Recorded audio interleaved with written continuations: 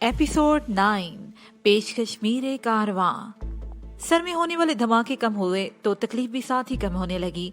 मैंने आंखें खोल ली। इस मरतबा मेरी नजर उस बुढ़िया पर पड़ी जो मेरे सामने बैठी हुई थी।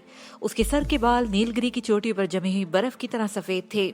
चेहरे पर झुर्रियों को देखकर शुबा होता था जैसे मकड़ी ने जाला तान रखा हो। उसकी गर्दन में तोप की तरह लोहे का एक बड़ा सा कड़ा पड़ा हुआ था जिस पर अजीबो गरीब किस्म के नक्शो निगार बने हुए थे। कानों में भी चूड़ियों की तरह लोहे के बाले लटके हुए थे जिसकी पतली सी जरा सी बड़ी एक सलाख नाक के नथनों के ऐन बीच में पड़ी हुई थी। उसके जिस्म के भलाई हिस्से पर लिबास नाम की कोई चीज नहीं थी। उसकी जिल्द को देखकर सदियों से प्यासी चटकती हुई जमीन का तस्वुर जहन में उभरता था। लातदाद आड़ी तिरछी लकीरें थी और उसके जिस्म पर मेरे अंदाजे के मुताबिक उसकी उम्र 100 के लगभग जरूर रही होगी, लेकिन उसकी मोटी मोटी आंखों में हैरत अंगेज तौर पर जिंदगी की भरपूर चमक मौजूद थी। उसने एक हाथ मेरी गर्दन के नीचे रखकर सर को जरा सा ऊपर उठाया और दूसरे हाथ में पकड़ा हुआ मट्टी का प्याला मेरे होंठों से लगा दिया। उसके होंठ हरकत कर रहे थे। वो कुछ कह रही थी लेकिन अल्फाज मेरी समझ में नहीं आ रहे थे। मट्टी के प्याले में हरे रंग का मशरूब था जिसका जायका करेले की तरह कड़वा था। मैंने वो प्याला अपने होंठों से दूर हटाना चाहा, लेकिन बुढ़िया ने मेरी कोशिश उस वक्त तक कामयाब नहीं होने दी जब तक उस कड़वे मशरूब का आखिरी कतरा भी मेरे हलक से नीचे नहीं चला गया। वो मशरूब अगरचे खासा बदजायका था, लेकिन मैंने उसे बड़ी मुश्किल से हलक में भी उतारा था। लेकिन हैरत अंगेज तौर पर मैं अपने आप में तवानाई सी महसूस करने लगा। उस बुढ़िया ने मेरा सर दोबारा नीचे टिका दिया। मैं एक हाथ से सर को टटोलने लगा।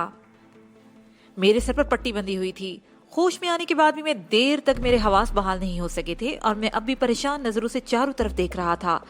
ये बात मेरी समझ में नहीं आ सकी थी कि मैं यहाँ क्यों पड़ा था और मेरे सर पर पट्टी क्यों बंधी हुई थी और ये लोग मेरे गिर्द क्यों जमा थे। कैसे हो अभिमन सिंह? ये आवाज सुनकर मैंने दाएं तरफ देखा। वो शोभा थी जो मेरे ऊपर झुक रही थी और फिर रफ्ता रफ्ता मेरा जहन साफ होता गया। मुझे सब कुछ याद आ गया। मैं बस्ती में घूमता हुआ काशी के झोंपड़े में घुस गया था जहां किसी ने मुझ पर हमला कर दिया था। मेरे सर पर लगने वाली जरब ने मुझे बेहोशी के अंधेरों में धकेल दिया था, जिससे हमलावर को फरार होने का मौका मिल गया। और बाद में काशी और उसके मुहाफिज झोंपड़े में आए तो उन लोगों ने मुझे उठाकर मेरे झोंपड़े में पहुंचा दिया। सर के जख्म में तकलीफ अगरचे बदस्तूर मौजूद थी, लेकिन वो कड़वा कसीला मशरूब पीने के बाद मैं अपने आप को बड़ी हद तक बेहतर महसूस कर रहा था। मैं आहिस्ता आहिस्ता उठकर बैठ गया और उसी लम्हे मुझे एहसास हुआ कि कंबल के नीचे मेरे जिस्म पर कोई लिबास नहीं था। मैंने गर्दन घुमाकर शोभा की तरफ देखा, ये देखने के लिए कि तुम्हारे कपड़े उतारे गए थे कि तुम्हारे जिस्म पर कोई और जख्म तो नहीं है। शोभा ने मेरे निगाहों का मतलब समझते हुए कहा, सिर्फ मेरे सर पर ही जरब लगाई गई थी, इसके सिवा और कोई चोट नहीं है। मैंने जवाब दिया, इन कपड़ों को हटाओ यहाँ से, मैं कपड़े पहनना चाहता हूँ। शोभा ने काशी से मध्यम लहजे में कुछ कहा और काशी ने कमरे में मौजूद लोगों की तरफ देखते हुए उन्हें बाहर निकल जाने का हुक्म दे दिया। उनमें 3 आदमी थे और बाकी औरतें थी। मेरे सामने बैठी हुई बुढ़िया ने मेरी दाईं कनपट्टी पर हाथ रखकर देखा और फिर अपना मैला सा थैला संभालती हुई उठकर बाहर चली गई। कमरे में अब सिर्फ शोभा और काशी रह गई थी। धन्नो और मार्था भी बाहर जा चुकी थी। शोभा ने एक तरफ पड़े हुए मेरे कपड़े उठाकर करीब डाल दिए। मैं दीवार की तरफ रुक करके कंबल ओढ़े खड़ा हो गया। पहले पतलून पहनी और फिर कंबल हटाकर कमीज भी पहनने लगा। पतलून पहनते हुए मुझे एहसास हो गया था कि मेरी पिंडली के साथ बंधा हुआ हंजर मौजूद नहीं। मैंने मुड़कर शोभा की तरफ देखा तो उसने एक तरफ इशारा कर दिया। बेल्ट और हंजर वहां रखा हुआ था। मैं अपनी जगह पर बैठ गया। धन्नो और मार्था भी अंदर आ गई थी और पाला ने भी दरवाजे के करीब अपनी ड्यूटी संभाली हुई थी। शोभा ने मेरे पूछने पर बताया कि सूरज गरूब हुए तकरीबन 2 घंटे हो चुके हैं और काशी मेरे सामने बैठ गई। मैं ये जानना चाहूंगी कि तुम मेरे झोंपड़े में कैसे पहुंचे थे और तुम पर किसने हमला किया था? काशी ने मेरे चेहरे पर नजरें जमाते हुए पूछा। मैं चल में उसकी आंखों में झांकता रहा और फिर मेरी नजरें उसके चेहरे पर फिसलती हुई नीचे आ गई। तोबा तोबा, शोभा बड़बड़ाई, शर्म भी नहीं आती, किस तरह दीदे फाड़ फाड़ कर घूर रहे हो। मैंने घूरती नजरों से शोभा की तरफ देखा और फिर काशी की तरफ मुतवज्जा होकर बताने लगा कि मैं उसके झोंपड़े में क्यों गया था। वो तुम्हारे से पहले से उस कमरे में मौजूद था। मैं कह रहा था, मैं जैसे ही अंदर दाखिल हुआ उसने मुझ पर हमला कर दिया। वो मेरे काबू में आ जाता लेकिन उसे डंडे से मेरे सर पर हमला कर दिया, जिसकी वजह से मैं बेहोश हो गया। वो कौन था? शेवाक? काशी ने सवालिया निगाहों से मेरी तरफ देखा। मैं अंधेरे में इसकी शक्ल नहीं देख सका था, लेकिन वो शेवाग नहीं था। शेवाग तो दरमियानी कद का मालिक है, जबकि हमलावर तवीलुल कामत था। तुम्हारे कमरे में कोई चीज तो चोरी नहीं हुई? नहीं, काशी ने जवाब दिया। वो जो कोई भी था चोरी की नीयत से नहीं आया होगा। सरदार के झोंपड़े में इजाजत के बगैर दाखिल होना संगीन जुर्म है, और इस जुर्म की सजा मौत भी हो सकती है। मैं इस चोरी के लिए कोई शख्स इतना बड़ा खतरा मोल नहीं ले सकता। इसका मतलब है तुम ठीक समझ रहे हो? काशी ने मेरी बात काट दी। आम हालात में किसी की नजरों में आए बगैर सरदार के झोंपड़े में दाखिल होना मुमकिन नहीं है। आ चुके सब लोग बस्ती से बाहर थे, इसलिए उस शख्स को अंदर आने का मौका मिल गया। ओह, तो वो तुम्हें कत्ल करना चाहता था? मैंने पूछा। मेरे दिमाग में एक बार फिर से धमाके होने लगे थे। हाँ, कुछ ऐसी ही बात है, काशी ने कहा। बस्ती के सब लोग ही जानते हैं कि शेवाग मेरा दुश्मन है, और फिर मैंने खुलकर उसके मुहालिफ तुम्हारी हमायत की है। कबीले के किसी फर्द के मुकाबले में एक अजनबी की हमायत को अच्छा नहीं समझा जाता, लेकिन शेवाग के किरदार से सभी वाकिफ हैं, इसलिए तुम्हारे हाथों उसकी शिकस्त पर लोगों ने खुशी का इजहार किया था, और जाहिर है शेवाग को ये बात अच्छी नहीं लगी। उसे पहले तुम्हें सजा देने के लिए तुम्हारी औरत को अगवा किया। इस मरहले में भी इसे तुम्हारे हाथों शिकस्त का सामना हुआ। कोंगा और उसके 2 आदमी तुम्हारे हाथों मारे गए। मैं इस इंकशाफ पर उछल पड़ा। कोंगा के बारे में तो काशी मेरी बातों से पहले ही समझ गई थी कि वो मेरे हाथों मारी गई थी, लेकिन जजीरे पर 2 आदमियों की हलाकत, उनका तो मैंने किसी से भी जिक्र नहीं किया था। लेकिन काशी से शायद कोई बात छुपी नहीं रह सकती थी। जजीरे पर तुम्हारे हाथों हजीमत उठाने के बाद शेवाग ने मुझे रास्ते से हटाने का फैसला कर लिया। काशी बात जारी रखते हुए कह रही थी। आज का दिन उसके लिए बेहतरीन मौका था। वो खुद तो बस्ती में दाखिल होने की हिम्मत नहीं कर सका। आपने किसी गुर्गे को भेज दिया जो मेरे झोंपड़े में छुपकर मेरा इंतजार कर रहा था, लेकिन मुझसे पहले तुम पहुंच गए। बुरे लोग आसानी से कभी अपनी शिकस्त तस्लीम नहीं करते, मैंने कहा। जब तक उनकी रगों से खून का आखिरी कतरा तक न निचोड़ दिया जाए, ये लोग अब ऐसा ही करना पड़ेगा। काशी ने मेरी बात काट दी। यूं तो शिवाग के कई आदमी बस्ती में मौजूद होंगे, लेकिन हमें सबसे पहले ये मालूम करना होगा कि मेरे झोंपड़े में दाखिल होने वाला कौन था। उसके आदमी में से किसी एक की निशानदेही करो, उसके बाद मैं सब मालूम कर लूंगा। मैंने कहा, तुम्हें 1-2 दिन आराम की जरूरत है। किसी किस्म की भागदौड़ तुम्हारे लिए नुकसानदेह साबित होगी। काशी उठते हुए बोली, ठीक है, मैं चलती हूँ। कोई अहम बात हुई तो मैं इतला दे दूंगी। काशी के जाने के थोड़ी ही देर के बाद 2 औरतें हमारे लिए खाना ले आईं। कल रात के बाद से किसी ने हमें कुछ खाने को नहीं दिया था। धनु ज्यादा ही बेचैन थी। उसे किसी से पूछे बगैर फौरन ही खाना शुरू कर दिया। उस रात मुझे तकलीफ की वजह से नींद नहीं आ सकी, और अगले रोज सुबह सवेरे ही वो बुढ़िया फिर पहुंच गई। उसने पट्टी खोलकर मेरे जख्म का मुआयना किया और दूसरी पट्टी लगाई। 1 प्याला उसने मुझे कड़वा का सीला जूस फिर से पिलाया और आराम करने का मशवरा देकर चली गई। अब जाहिर है मुझे आराम ही करना था। जब तक मेरे जख्म का ठीक हो जाना मुमकिन नहीं हो जाता, मुझे आराम ही करना था, क्योंकि मैं कुछ नहीं कर सकता था। 2 दिन गुजर गए। इस दौरान में कोई खास बात नहीं हुई थी। ना तो मुझ पर हमला करने वाले शख्स का पता चला था, और ना ही शेवाग का कोई सुराग मिला था। ताहम ये इतला मेरे लिए दिलचस्प साबित हुई कि शेवाग के जो 2-4 आदमी बस्ती में मौजूद थे वो भी गायब हो गए थे। वो बुढ़िया सुबह बाकायदगी से मेरे जख्म की पट्टी तब्दील कर रही थी। उसके साथ ही करेले के जायके जैसा कड़वा जूस भी पिलाया जा रहा था। उसके बारे में पाला ने बताया था कि उससे न सिर्फ मेरे बदन को तवानाई मिलती है, बल्कि ये जूस किसी भी किस्म का जख्म खुश करने के लिए बड़ा ही कारआमद है। और गालबन यही वजह थी कि मेरा जख्म बड़ी ही तेजी से मुंदमिल हो रहा था। वो चांद की पहली रात थी, और चांद की हर पहली और 14वीं रात को कबीले वाले जश्न मनाया करते थे। इस रात भी जश्न था। गुरूब आफ्ताब से पहले ही बहुत सारे लोग हमारे झोंपड़े से तकरीबन 100 गज आगे झील के किनारे एक खुली जगह पर जमा होना शुरू हो गए। गुरूब आफ्ताब के फौरन बाद ही चांद नजर आते ही लोग नाचने लगे। लोग बस्ती से निकल कर उस जगह जमा होना शुरू हो गए। पाला भी हमें बुला कर ले गई। खेल तमाशे हो रहे थे। औरतें भी मर्दों के साथ मिलकर रक्स कर रही थी।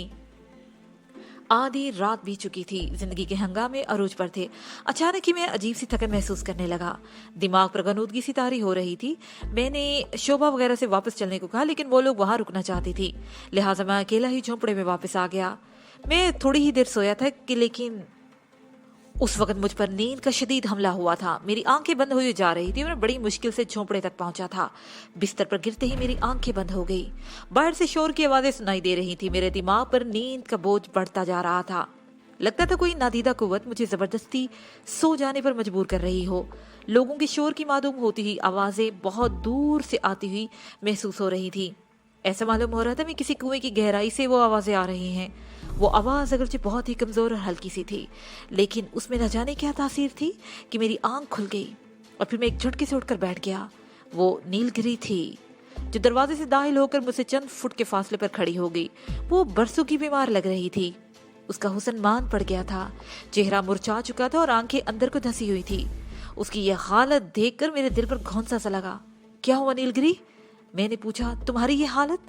मेरी सारी ताकतें सल्ब हो रही हैं। नीलगिरी की आवाज भी बेहद कमजोर थी। वो शैतान मेरे करीब आता जा रहा है। मेरे गिरद हिसार बहुत ही तंग हो रहा है। मैं उसका मुकाबला नहीं कर सकती। मेरे और उसके दरमियान सिर्फ 6 दिन का फासला बाकी रह गया है, और ये फासला भी सिमट गया तो मैं उसके कब्जे में चली जाऊंगी, और सबसे पहले वो मुझे तुम्हारे खिलाफ इस्तेमाल करेगा और मैं उसका हर हुक्म मानने पर मजबूर होंगी। मेरे दिमाग में धमाके से हो रहे थे। 6 दिन, सिर्फ 6 दिन, और उसके बाद सब कुछ बदल जाएगा, सब कुछ खत्म हो जाएगा। मेरी बीमारी और शिवाग के चक्कर में काफी वक्त जाया हो गया था, और गौतम बोश भी तो यही चाहता था। नहीं नहीं, मैं ऐसा नहीं होने दूंगा। मैं बड़बड़ाया और नीलगिरी की तरफ देखते हुए बोला, ऐसा नहीं होगा नीलगिरी, मैं उस शैतान को मजीद आगे बढ़ने नहीं दूंगा। मैं आ रहा हूँ, जल्दी करो वजदान, वक्त निकला जा रहा है। नीलगिरी की आवाज मेरी समाज से टकराई। उस वक्त शोर की आवाजें सुनाई दी, कह कहे गूंजने लगे। कह की आवाजें कराहों और सिसकी में बदल गई, और फिर कह कहे लगता था जैसे सैकड़ों बदरूहें मिलकर चिल्ला रही हों। ये आवाजें चारों तरफ से आती हुई महसूस हो रही थी। मैंने नीलगिरी की तरफ देखा। उसका ह्योला धुंधला रहा था। चांदनी जैसी दूधिया रोशनी का वो ह्योला बदतरीन तरीके में तहलील होता चला जा रहा था। निस्वानी कहकों की आवाजें सुनकर एक बार फिर मेरी आंख खुल गई। धन्नो, शोभा और मार्था कह के लगाती हुई अंदर दाखिल हो रही थी। अरे, शोभा मेरी तरफ देखती बोली, मैं तो समझी थी कि तुम सो गए होगे। सो गया था, तुम लोगों की आवाज से आंख खुल गई, मैंने जवाब दिया। अगर तुम कुछ देर और वहां रुकते तो बहुत ही हसीन मंजर देखते। इस मर्तबा मार्था ने जुबान खोली। काशी ने ऐसा रक्स किया, मैं तो उसे जिंदगी भर नहीं भूल सकूंगी। लगता था जैसे हवा में तैर रही है, जमीन पर तो उसके पैर ही नहीं टिकते थे। मैंने जवाब में सिर्फ मुस्कुराने पर ही इक्तफा किया था। काशी बहुत हसीन थी और यकीनन रक्स भी बहुत अच्छा करती होगी। मार्था और शोभा तो देर तक जश्न पर तबसरे करती रही। धन्नो तो लेटने की थोड़ी ही देर के बाद सो गई थी। मैंने भी आंखें बंद कर ली। कुछ देर तक मार्था और शोभा की आवाजें मेरी समाज से टकराती रही और फिर वो आवाजें भी मालूम होती गईं। मैं नींद की वादी में उतरता चला गया। अगला दिन बड़ी ही बेचैनी में गुजरा। मैं बार बार नीलगिरी के बारे में सोचता रहा। उसकी हालत देखकर मुझे बहुत अफसोस हुआ था। वाकई वक्त बहुत ही कम रह गया था। मैं नीलगिरी की मदद के लिए ही तो निकला था, और ये सारी कष्ट तो उसी के लिए तो बर्दाश्त कर रहा था। लेकिन मेरे मुकाबले पर तो कोई मट्टी का माधु नहीं था ना। गौतम बोस जैसा योगी था जिसके कब्जे में कुछ और कुव्वतें भी थी, और वो अपनी कुव्वतों के बलबूते पर नीलगिरी को कब्जे में लेने के लिए जाप कर रहा था, और उसकी वही कुव्वतें मुख्तलिफ सूरतों में मेरे रास्ते में रुकावट पैदा कर रही थी। गौतम बोस की कोशिश थी कि मैं उसका जाप मुकम्मल होने से पहले उस तक किसी भी तरह ना पहुंच सकूं, और आज नीलगिरी की हालत ने मुझे चौंका दिया था, और मैंने फैसला कर लिया था कि अब दुनिया की किसी ताकत को अपने रास्ते में रुकावट नहीं बनने दूंगा। उस रोज भी मैंने दिन के वक्त काशी से मिलने की कोशिश की, लेकिन कामयाब ना हो सका था। हम शाम को जब शोभा और मार्था बस्ती में कहीं गई हुई थी, मैं और धन्नो झील के किनारे बैठे बातें कर रहे थे कि पाला ने काशी का पैगाम दिया कि वो मुझसे मिलना चाहती है। मैंने धन्नो को बस्ती के चौराहे पर छोड़ दिया जहां मार्था और शोभा भी मौजूद थी, और खुद पाला के साथ काशी के झोंपड़े में पहुंच गया। हस्बे मामूल काशी अपने कमरे में अकेली थी और उसके चेहरे पर परेशानी नुमाया थी। हम दोनों आमने सामने बैठ गए। कुछ देर के बाद शिवाग में बातें करते रहे, और वो लापता हो चुका था और कबीले के लोग दूर दूर तक उसका सुराग नहीं लगा सके थे।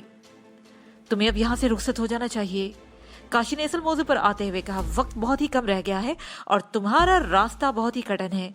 मजीद ताहीर न सिर्फ ये कि तुम्हारे लिए बल्कि तुम्हारे और हम सब के लिए बहुत ही खतरनाक होगी।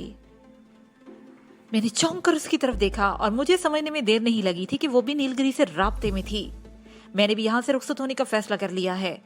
मैंने उसके चेहरे पर नजरें जमाते हुए जवाब दिया, बकौल तुम्हारे रास्ता बहुत ही कठिन है और तुम्हारी वो दोनों औरतें बल्कि तीनों औरतें मेरे पास ही रहेंगी। काशी ने मेरी बात काटते हुए कहा। मार्था भी चूंकि हमारे ही साथ आई थी और हमारे ही साथ रह रही थी, इसलिए शोभा और धन्नो की तरह उसने उसे भी मेरी ही और समझ लिया था। तुम्हें इनके लिए परेशान होने की जरूरत नहीं, कबीले के लोग उनकी हिफाजत करेंगे। तुम आज रात ही यहाँ से रुखसत हो जाओ। 2 दिन का रास्ता है और तुम्हारे पास सिर्फ 3 दिन बाकी बचे हैं। मैं वहां किस तरह पहुंचूंगा? रास्ते की कोई निशानदेही? तुम्हारे अंदर की कुव्वत तुम्हें रास्ता दिखाएगी। काशी ने एक बार फिर मेरी बात काट दी। वैसे तुम्हारी रहनुमाई के लिए सोबान तुम्हारे साथ जाएगा। आधी रात को जब सुर्ख सितारा जजीरे के ऐन ऊपर चमकता हुआ नजर आएगा, तुम झोंपड़े से निकलकर बस्ती के शमाल में काली चट्टान के पास पहुंच जाओगे। सुबान तुम्हें वही मुंतसिर मिलेगा। हम अभी बातें ही कर रहे थे कि पाला ने आकर काशी के कान में कुछ कहा और काशी के होंठों पर हफीफ सी मुस्कुराहट आ गई। वो मेरी तरफ देखते हुए बोली, मैंने सुबान को यहाँ बुलाया था और वो आ चुका है। तुम भी उससे मुलाकात कर ही लो। काशी के इशारे पर पाला कमरे से निकल गई और तकरीबन 2 मिनट के बाद जब वो दोबारा अंदर दाखिल हुई तो उसके साथ एक और आदमी था जिसका उसने हाथ पकड़ रखा था। उस आदमी को देखकर मुझ पर अजीब सी कैफियत तारी हो चुकी थी। वो दुबला पतला सा आदमी था, बांस की तरह लंबा कद, गंजा सर, चेहरे पर झुर्रियां और आंखें।